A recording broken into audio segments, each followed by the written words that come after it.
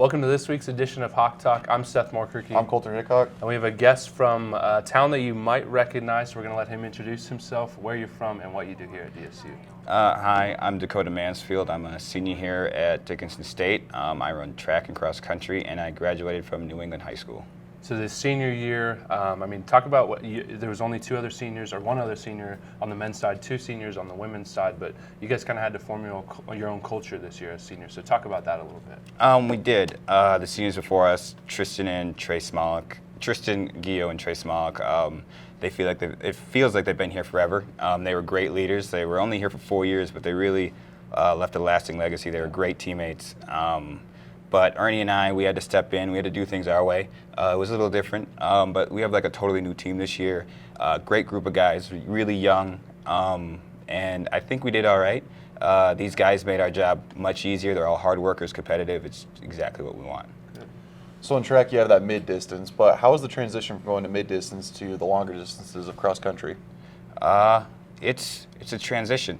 It took a little bit to adjust. I did run cross-country in high school, which made it a little bit easier, but in college we run 8Ks, and so that going from a half a mile to about 5 miles, that was difficult, but once you get the mileage in, everything comes real easy. Yeah, well, I don't know if it would be the same for us, but we'll take your word for it. Well, you unfortunately, your career as a cross-country runner for the Blue Hawks has come to an end with last weekend being the last race, but the women's side, they're going to nationals as a team, and then Hunter Flynn is also going as an individual. So, I mean, what's that like? How exciting is that to see the women doing so well, and then Hunter kind of gets to represent you guys as well? Hunter works his butt off for the team, so I am so happy. He's this year he's our #1 runner. Yeah. He's been wanting that since he's been here. He worked his butt off all summer. For the past 2-3 years before that, like he deserves this. He deserves all this. And for the girls, honestly, I'm happy with that they tied with Dakota State, because now Dakota State gets to go all the way to nationals and lose to our girls. Yeah, it's going to be great. Yeah, oh, that's awesome. Yeah, I love that. So do I. I mean, the lesser DSU, as we all know. Yeah, right. Exactly right. So you're very involved with the academic side of school, like as in the League of Political Scientists. So what are your future plans after you graduate? I plan on going to law school, actually. UND is one of my top choices. Haven't decided what kind of lawyer I want to be yet, but the plan is to make it to law school, and then we'll see what happens from there. Yeah. And how is your involvement with, these various groups, the League of Political Scientists and the History Society, those type of things? How has that helped you shape this career that you want to go into? Well, it really helps in getting to know people. Last year we went to the state congress, and we got to sit down in a session. It really helps. It's like a hands-on activity that helps you learn what's actually going on. Yeah. It's not all pretty. Yeah. But it lets you know if you really want to do it. Yeah, that's awesome. Well, we want to play a game. We've been doing this the past couple weeks. I guess we've been doing it maybe for 2 months now, but we're going to play Are You Smarter Than a Fifth Grader? You have chosen history, correct? Mm-hmm. History is the category. That's a good choice with the political science background. So Colter's going to ask the questions. I'm going to time. You have a minute starting after you ask the first question, correct? Correct. Okay. Already. All right, you ready? Yes. All right. What are the first 10 amendments called in the Constitution? Bill of Rights, the Freedoms Clause, the Bill of Freedoms, the first 10? The Bill of Rights. Correct. How long is 407 years? 27 years, 47 years, 67 years, or 87 years? 87. Correct. What Apollo mission landed on the moon? 11, 8, 18, or 13? 13. Incorrect. Where was the Declaration of Independence signed? New York, Boston, Philadelphia, or Washington, D.C.? Philadelphia. Correct. Where was the first battle taking place during the American Revolution? Saratoga, Lexington and Concord, Trenton, or Yorktown? Saratoga? Incorrect. What was the date of the attack on Pearl Harbor? December 7th, 1941, November 6th, 1943, December 5th, 1942, December 6th, 1941. And the first one? Correct. Who was the president during the Lewis and Clark expedition? Donald Trump, George Washington, Thomas Jefferson, or John Adams? Thomas Jefferson? Correct. How old do you have to be to run for president? 40 years, 25 years, 30 years, or 35 years? 35. Correct. Who was the first, or who made the first American flag? Betsy Ross, Betsy Ross. Correct. That's it. That's was it. That 7? That was 8. That was 8. Okay. Wow. I mean, that was 9 questions, but you got 2 wrong? Yeah. 2 wrong. Yeah. Yeah. Sweet. What was the answer on that? Apollo 1. 11. 11. 11. Oh, okay. Did you not know that either? I didn't know that. You expect me to know that? Really? Come on, Seth. Well, I mean, I guess I was a history major for a while, but I didn't know the moon landings. That's all right.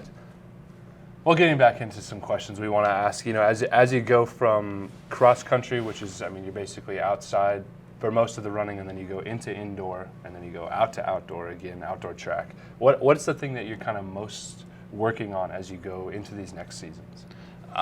The biggest transition between cross country and indoor is the speed. For the half mile, you need a quick turnover, and with cross country, you don't really have that. Mm-hmm. So it's a lot of getting on the treads. And yes, exactly. And so those first few weeks are going to be hard. Yeah. But after that, I mean, it's a pretty easy transition.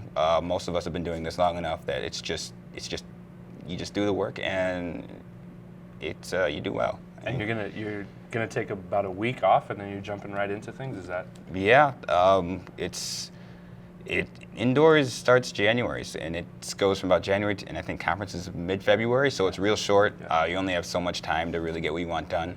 I plan on making it to nationals this year. I haven't made it yet, and so this is the year to do it. Yeah. And so they got to start putting the work in now. Yeah, love that. Sweet. So another fun question. Controversial question. Controversial, very controversial. When is the most appropriate time to play Christmas music? Like right before Halloween or right after Halloween, after Thanksgiving, or like on December 1st? I will take after Thanksgiving. Okay. My mom would say the day after Halloween because that's when the tree goes up in my house. There we go, but yeah. That's what I would say too. I actually was playing it 2 weeks before Halloween. I'm not ashamed of that. I really am not. I was playing it right after Halloween. Like when the clock hit midnight for November 1st, that's when Jingle Bell Rock was playing in my room. I mean, that's timeless. That's when the Christmas music, it's the most appropriate. And the snow starts coming. Oh, true. The snow change. Yeah. I mean, that's when I say it's when first snowfall, play that Christmas music. I agree on that. Well, thanks, Walter. No problem, Seth. Well, I want to ask this question. You've been a part of this. I mean, the running crew, the track, the cross country for the past couple of years. What's the thing you're going to miss the most about the team, about the coaches, or just about running in general? Really, it's I'm going to miss the family atmosphere. There's something really special about going through this type of pain in a race and practice day in and day out, and knowing that you got a guy next to you doing the same thing and he's doing it for you. Yeah. That's huge. I'm not going to get that after this year, and that's what I'm going to miss the most. Yeah, absolutely.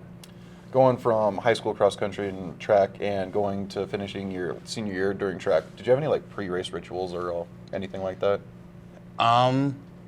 Pre-race rituals. I have to be nervous before a race. Like it sounds weird, but I absolutely need to be nervous or I'm not going to do well. So if I'm nervous like 15 minutes before a race, I'll be fine. But if it's like 5 minutes before a race and I feel great, I feel like I'm going to kill it, then I get like a bad nervous and I feel like I'm going to do terrible. Does that actually happen? I don't know, but that's just the way I've been, like 12 years now I've been running, and that's all I got for a pre-race ritual. I mean, if it shows up every time, I say keep doing it, man. Mm-hmm. Keep running. Well, I have another fun question. Disney Plus just came out this week, so it's the platform that kind of took the things away from Netflix and whatever else, and it's got all of the Disney movies, the Marvel movies, the Pixar movies. National Geographic is on there as well. Even The Simpsons. Even The Simpsons is on there. Have you downloaded Disney Plus yet? I have not, but this next paycheck. It's only $6.99 a month, so. And if you have Verizon and unlimited plan, you get it for free. Oh, really? Yes. And from what I understand, is they're gonna bundle Hulu and ESPN Plus with that for $12.99. And how can I not? How can you not? Well, what show are you most looking forward to watching once you get Disney Plus? I've been seeing a lot of ads for The Mandalorian. Ooh, that looks and I good. have never watched any of the Star Wars. Okay. So that might get me into it. Well, with Disney Plus, you can watch all the Star Wars movies. Right? And then go into The Mandalorian. Is that what I should do? I think that's the plan. Absolutely. All right. I think me personally, I'm looking forward to Wizards of Waverly Place. Oh. I've been missing out. Selena Gomez, she was my favorite actress growing up, watching Wizards. I thought she was really great. She's one of my favorite singers, so. That's what are you looking forward to the most? I mean, I'm just looking forward to watching all the Marvel movies back and forth again. Yeah. I mean, going up 10 years with those Marvel movies, I love it. Love it. Yeah. Well, you want to close us out here? So we ask everybody on Hawk Talk, what does DSU mean to you? It means more than I can really even put into words. I made a very last-minute decision to come to DSU. It was about July. It was like July 28th, I think. I was still going to Jamestown, and there was just something that didn't feel right. And then Coach Shore, the cross-country coach for Whitcop, he called me and he asked if I had any second thoughts about going to Jamestown, and I was like, yeah, I'm not really feeling it. And he's like, well, you should come to DSU. Like, it's a family. Yeah. The people in the community, they really care about DSU. It's huge here, and it's just something you have to be here to experience. And I'm glad I made the decision to come here. I can tell you that. We are too. Yeah. Well, we do have a gift for you for coming on the show. We've been given these I Flew on Hawk Talk shirts, right. sponsored by Immovable Ministries. Ministries. Tyler and Kelsey. We want to thank them, but now you've officially flown on Hawk Talk, so we want to Thank you. make it known to the nations. No, thank you. And good luck this indoor season and this outdoor season. We'll be cheering you on, believing you're going to make it to nationals. Thanks. Yeah, absolutely. And we'll be back right after this with someone that we both know pretty well. Mm-hmm. Hey guys, it's Tyler with Immovable Ministries here, and I'm so excited to be able to be the sponsor for this year's Hawk Talk. If you'd like to find out more about Immovable Ministries, you can visit our website at immovableministries.com.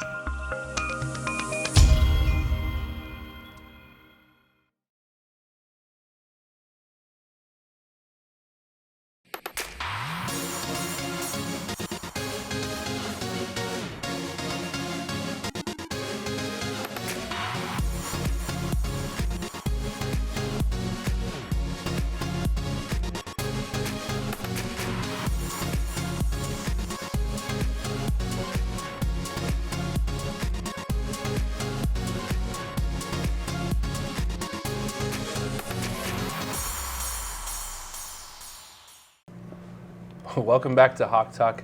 Like we said, a person we both know pretty well, so go ahead and Absolutely. introduce yourself, where you're from, and what you do here, Ty. Where am I from? Ty Orton, I'm the executive director of the DSU Heritage Foundation. And where you're from. Dickinson, North I Dakota. grew up want in to know Ty. Torrington, Wyoming, and I've been in Dickinson for 15 years now. Yeah. Wow. And let's just talk about that timeline for 15 years. What did you start out here doing, and how did you progress to your executive director of the Heritage Foundation? I started out I came up here as the men's basketball coach. My wife and I were coaching. She was the head women's coach and the better coach of the two of us. And she was the head women's coach. I was the head men's coach at junior college in Nebraska. And we were fortunate enough to get the head job down here, up here. Yeah. And came up here, and then that's when Roger Turnus hired me and started me doing all the fundraising for the Booster Club. So Guy Fridley and I kind of started that and got that going up to where it is now. The Booster Club's always been there, done a tremendous job for this university. Now, our campaign gives a ton of money back to athletics and really is supporting that athletic department at a very high level. Yeah. And speaking of the fundraising and things like that, we're kind of coming to the end of this year. It's November right now. December is the time to give those last minute, end of the year gifts. How important is it for people to give those last end of the year gifts, but also just giving throughout the year? It's extremely important. There's a lot of people that they say, well, my small donation doesn't make an impact. It makes a huge impact. Yep. Every donation, that's kind of how our foundation was built. A lot of foundations our size will have 1,000 donors. We have close to 4,000 donors because we have so many people that give what they can, and it's making a huge difference. $10, $20, $50 a year, that adds up and makes a huge impact for our students. Right. So at the year end, it's an important thing. We need everybody to think that, of the DSU Heritage Foundation, of Dickinson State, making sure that they remember how important Dickinson State is to this community. And if you're not in the community and you're watching this, remember when you went to Dickinson State and look for that support there. Right. So we really want to emphasize that, but we want to continue to look at the new way of giving, and there's so many different ways of giving, and there's so many people that are out there, and so many strong causes, and everybody's now kind of narrowing it down to three foundations that they want to give at every year. And all we ask is that you consider DSU and the Dickinson State Heritage Foundation as one of your top 3 foundations that you give to. I just noticed we're wearing the same shirt.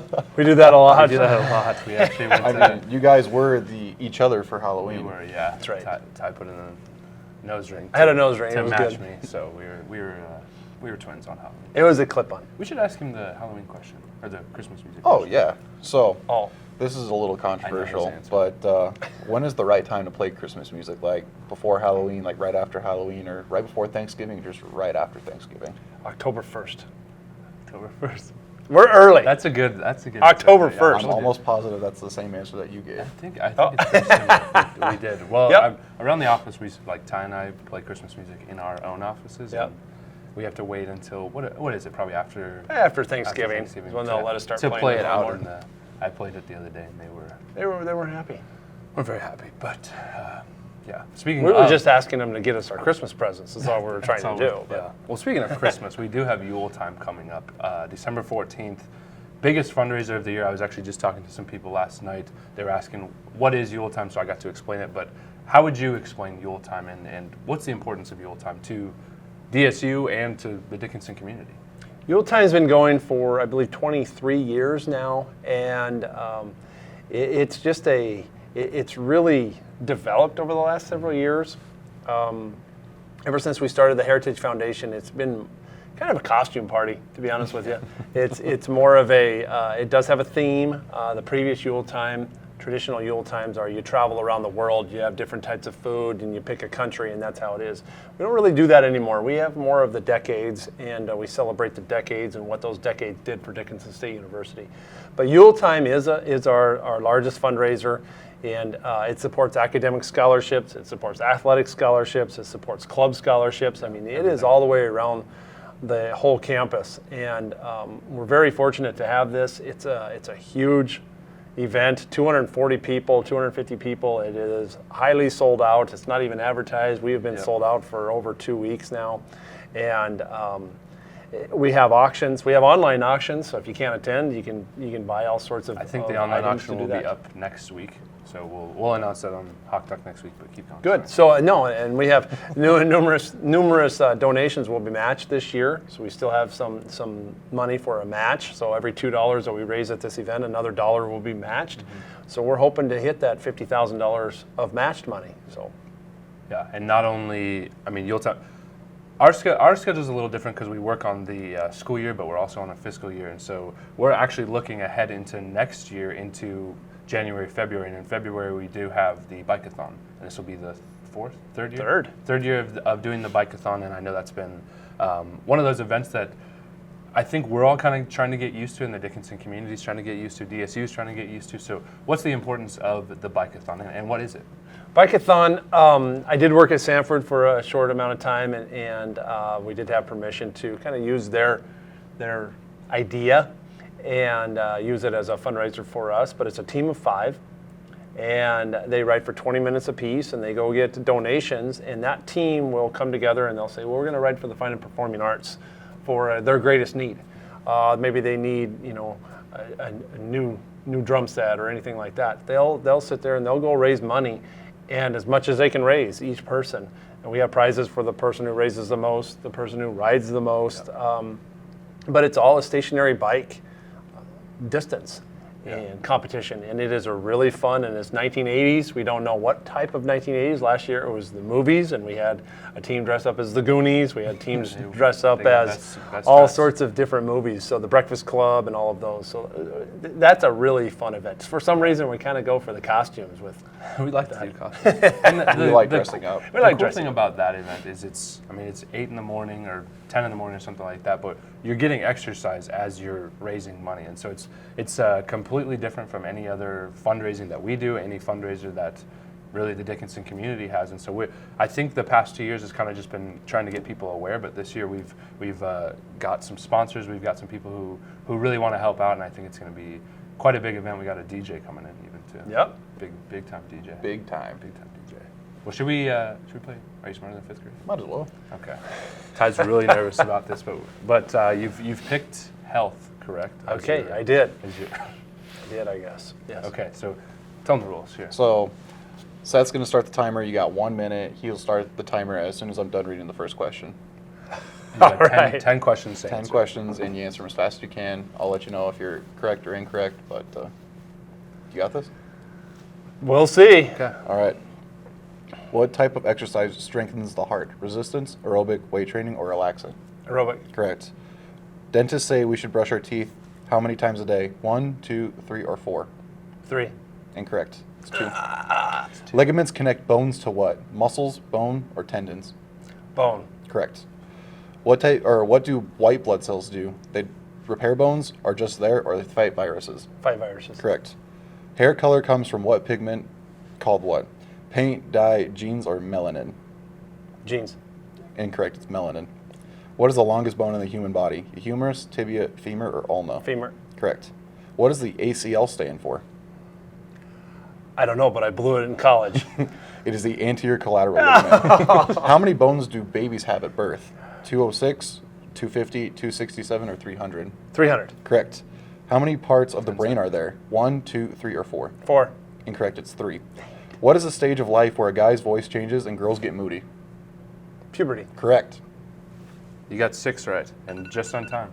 So that's a failing grade, so thanks. I mean, Failing. yeah. No, not necessarily. I mean, failing. You just said, yeah. I understand that now, so I failed. Well, I guess Tristan and Cooper won't be happy with me. Maybe we should get them on. We'll You get should. them probably consider it. Well, you were involved with the athletic program, obviously, because you're a coach, and now fundraising. I mean, that's basically half of what we fundraise for is athletics and then academics. And right now, the football team is awaiting their chance at a playoff game. We think we're going to go to the playoffs. We think it's going to be, I think it's going to be College of Idaho. Could be Morningside. But do you have anything, I mean, the season was kind of up and down, and, well, not up and down, but there was a couple of times where it was like, we don't know if we're going to make the playoffs. We don't know if we're going to win this conference championship. Let's talk about the football season a little bit.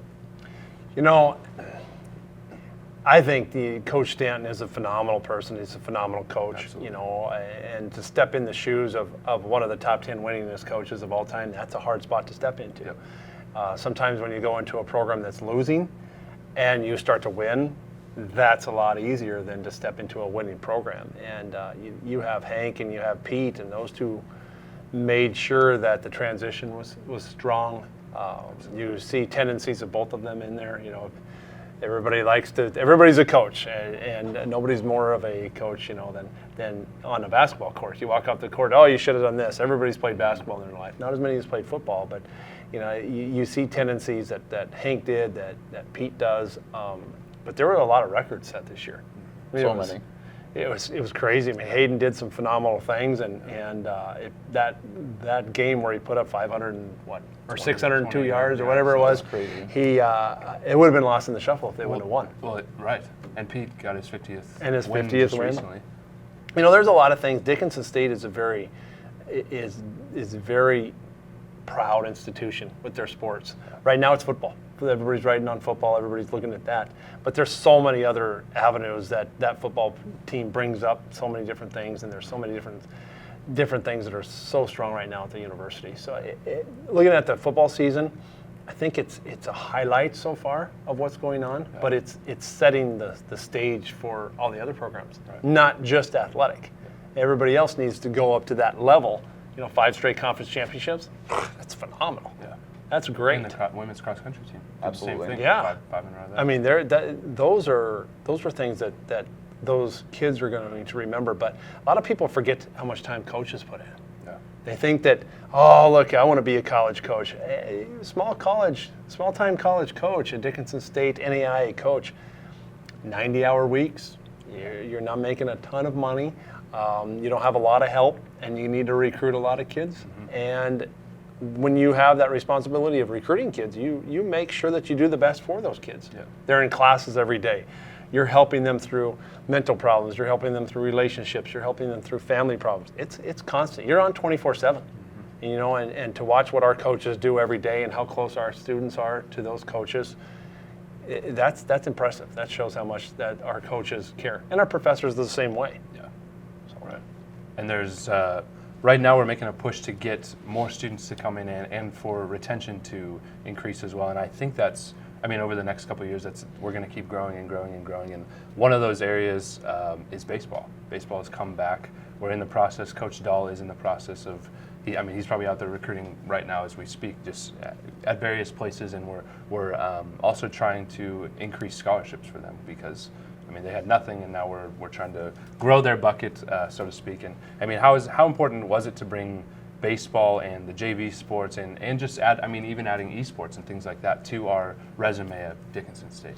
You know, the one thing about it is you add JV and you add baseball back. Yeah, you bring in a lot more kids, but the best thing that we can do is give an opportunity to these students. Esports, that's the trend. Yeah. I mean, that is, it was on ESPN last night for 4 hours, and they said there was something like 2 billion people watching it, or whatever it was. There was a lot of people. It wasn't me, I wasn't watching it. But it's very big, and we actually had our oldest son's birthday party at the eSports facility, rented it out and everything, and those kids thought it was the greatest thing they ever did. Yeah. I did too, because it was the quietest birthday party I've ever been a part of. You know, but they played games. They play on a 20-foot screen, but it's a true competition. They're playing Florida, North Carolina State. They're playing all these huge universities that otherwise we wouldn't have a chance to compete with. Right. You know, so esports is a great opportunity and the future for a lot of things. It's not going to replace anything. It's going to have its own area, but it is the future that kids want to do. You know, the JV sports, I wish they would have been there when I was coaching. We had a lot of students that came in to play, and they weren't ready to play at that varsity level, and maybe wouldn't have been for 2 or 3 years. Maybe not till their junior or senior year, but that gives them 2 years instead of sitting on the bench or not even making the team. They get that opportunity to play 20 games and continue that. That's a huge step for us with that. And then bringing baseball back. Baseball should have never left. I'll just say it. It's on record. There you go. Baseball should have never went away. And it was seen that was probably the wrong move. And now bringing it back, they're righting the wrong more than anything. You know, and that's another Hank sport. Hank coached that for a long time. You know, but sports have changed all the way through. You know, they've changed ever since I stopped coaching. But having baseball come back is a great legacy. Dickinson's a very big baseball town. The area is a big baseball town, and we hate to see our local kids that have so much baseball talent go to people on the other side of the state. We want them to stay here and get their education here, stay close to their family, have those families come watch. And so adding those sports, adding the esports, that's just opportunity. That's just making a university stronger, making a community stronger, making that individual stronger. You know, it's not about the numbers. That's a byproduct. It's about giving that opportunity, and that's what Dickinson State's for. Yeah, absolutely. Anything you want to ask, Colton? I mean, are we at that point in the show? Should we ask? I think we should ask. Okay, but let's ask it. So from what I understand is that you've been on the show quite a bit. Is that true? A frequent flyer. A frequent flyer of the show, as we say. Yeah. So what can you say about Dickinson State? Why do you recommend Dickinson State to people every time they ask you about it? I've been here for 15 years, you know, and coaching, recruiting here, getting to know the professors, what the professors do for students. And I've said this when I talk to the incoming freshmen. College isn't about things going easy and every professor is going to be nice to you. It's not going to happen. That's how you learn. You learn through mistakes in life. You don't learn through having everything given to you and all that. Dickinson State's going to push you to become better. And that's on the athletic side, but that's on the academic side even more. Because sometimes you don't realize when somebody says, get this done, and that's it. That's the best thing in the world for a student.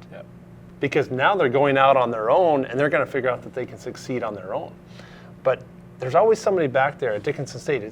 It's small enough, yet it's big enough that everybody knows their name. It's cheers. Everybody knows your name, Norm. You guys don't even know what that means. I know what that means. All right. So, but to have that and to see, and everybody talks about family. Is it overused? Yeah, it is. But the camaraderie, the pride in Dickinson State. When you go somewhere else, I'll travel to Indianapolis. We'll travel to Texas. and I'll wear my DSU stuff, I'll run into somebody that went to school at DSU. I went there, or my brother went there, and they thought it was the greatest thing they ever went to. Yeah. You know, is it for everybody? No.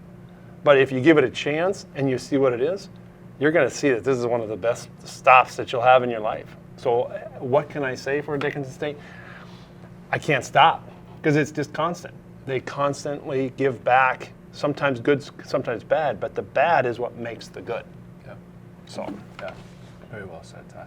Oh. We've got a gift for you. You actually bought this, so. But we're gonna give you one. I finally get You one. finally flew on Hawk Talk, sponsored by Immovable Ministries.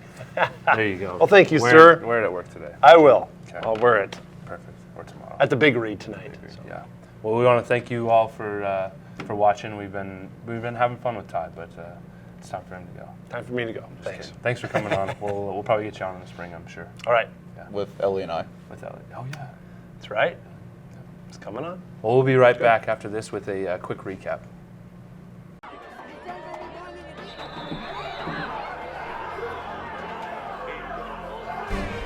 come your Blue Hawks.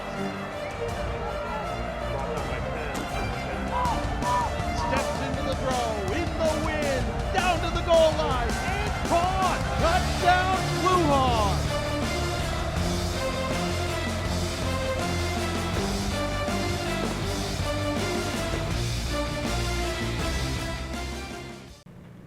Well, welcome back to Hawk Talk. We just want to do a quick recap of everything that's been going on and everything that's going to be happening in the next couple of weeks. We got some busy things going on. So first, women's volleyball. They finished. We don't have men's volleyball. We should join them. That's what I'm saying. Maybe we will. Women's volleyball. They finished their season with a really exciting, great win against Valley City on Friday night, senior night for those 4 seniors. So it was really, really exciting to see them kind of close out their career with a great win against Valley City. I was talking to Kira, and she said their freshman year they lost to Valley to go into the playoffs, and so it was just nice to beat Valley in that final game of the season. And our very own Ellie Hanser had the final point of the game. Final point of the game. We're just so proud. That was crazy. And then the cross country, they also had their conference championship last weekend. Did. Lisa Townsend was the women's. She won the women's race, I guess. And so Shane Whitcock got Coach of the Year. Coach of the Year, and the women's team tied for first with Dakota State, and so they are both teams are heading to nationals. But we're, like Dakota had mentioned earlier, our women are going to be beating Dakota State's women at nationals. And Hunter Flynn yes.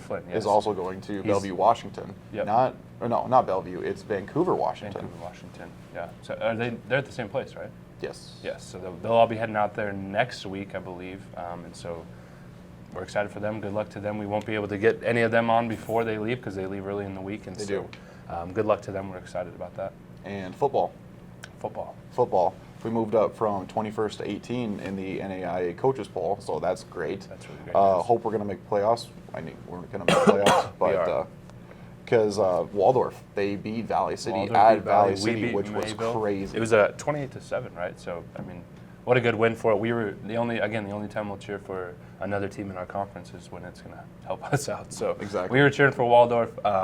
So we won the conference outright. We didn't have to tie with Valley. We won 5th consecutive conference championship, and Pete Stanton got his 50th win of his head coaching career. That's awesome. Just incredible. In 6 seasons to win 50 games is really amazing. So it is. Like Coulter said, we are most likely heading to the playoffs. Won't find out until Sunday afternoon. Yep. And whereabouts we're going, we have no idea. But It's been talked about that we're either going to go to Caldwell, Idaho, which is the home of College of Idaho, or Sioux City, Iowa, which is Morningside College. Morningside. Okay. And those are both in the top 5, I believe, and top 6 in the nation right now. So there'll be some good opponents for us. But we're excited and looking forward to. I'm sure we'll get some football guys on those guys. They have games this week, but as of the North Star, everybody's has a bye week this week, so we'll know those scores on Saturday. Mm-hmm. But for right now, we can just wait and hope. And the boys are practicing this week, correct? Yep. Everybody's been there. Everybody's trying to get healthy. Everybody's getting rested up. So everybody's excited. Everybody's excited. Well, we got outside of some of the athletic things, we have the Big Read event going on. There's quite a few things going on. If you need to know the schedule, I don't know I mean, there's something almost every single day. So There is. if you're interested in that, you can go to the DSU Heritage Foundation. We have things on our website, or you can go to the DSU website. There's a schedule pretty much wherever. So we're excited. But I don't know. Is there anything else going on, Coulter? What about basketball? Do we know anything about basketball? Basketball. They both went to Northern. They did. And they both took a loss there. But again, it's the first half of the season, and we're not worried about that. Once conference starts, the second half, that's what we care about. Mm-hmm. Absolutely. Absolutely. Well, I think with think it's time to say we're it. going to close out, and Hawks are up.